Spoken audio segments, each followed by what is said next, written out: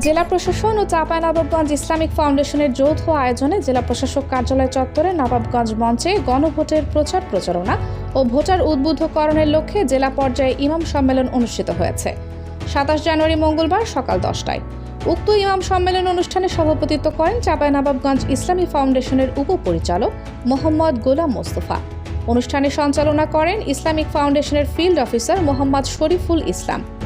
শুরুতে দোয়া পরিচালনা করেন জেলা মডেল মসজিদের ইমাম ও খতিব মুখতার আলী। দেশ দর্পণ নিউজ, দেশের সাধারণ জনগণের সংবাদ মাধ্যম। আপনার সংবাদ এবং বিজ্ঞাপন প্রচারের জন্য যোগাযোগ করুন স্ক্রিনে দেখানো হোয়াটসঅ্যাপ নম্বরে। অনুষ্ঠানে প্রধান অতিথি হিসেবে বক্তব্য রাখেন জেলা প্রশাসক ও বিজ্ঞ জেলা ম্যাজিস্ট্রেট মোহাম্মদ শাহাদত হোসেন মাসুদ। বিশেষ অতিথি হিসেবে উপস্থিত ছিলেন স্থানীয় সরকার বিভাগের উপপরিচালক উপসচিব উজ্জ্বল কুমার ঘোষ, চাঁপাইনবাবগঞ্জের অতিরিক্ত police super ANM Wasim Firoz, Chapainawabganj civil surgeon doctor AKM Shahabuddin, ইসলামী বিশ্বকোষের পরিচালক মোহাম্মদ জাকির হোসেন, সদর উপজেলা নির্বাহী অফিসার মারুফ আফজাল রাজন, আল জামিয়াতুল ইসলামিয়া নিমগাছি দারুল উলুম জেসামিয়া কওমি মাদ্রাসার মুহতামিম মাওলানা মোহাম্মদ মাহবুবুর রহমান, জেলা তথ্য অফিসার রূপ কুমার বর্মন, চাঁপাইনবাবগঞ্জ কামিল মাদ্রাসার অধ্যক্ষ ডক্টর মোহাম্মদ ইমরান হোসেন সহ জেলা প্রশাসনের ঊর্ধ্বতন কর্মকর্তা বৃন্দ।